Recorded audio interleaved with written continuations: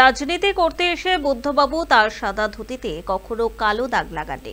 বুদ্ধবাবুর মতো নেতাদের সমাজে প্রয়োজন ছিল, এখনো প্রয়োজন আছে। বুদ্ধবাবুর মতো বলিষ্ঠ নেতাদের দেখে আমাদের মতো রাজনৈতিক কর্মীদের অনেক কিছু শেখার আছে।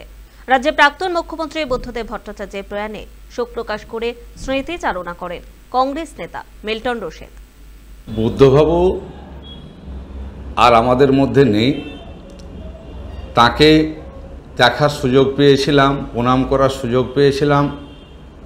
আমার দাদু প্রাক্তন বিধায়ক হারুনাল রশিদ, তার সঙ্গে রায়টাসে গিয়ে খুব ছাত্র অবস্থায় তাকে দেখেছি। রাজনীতি করতে এসে এটা অনুভব করেছি, বুদ্ধবাবুর মতো লোকের, নেতাদের সমাজের প্রয়োজন ছিল এবং আছে। তাদেরকে দেখে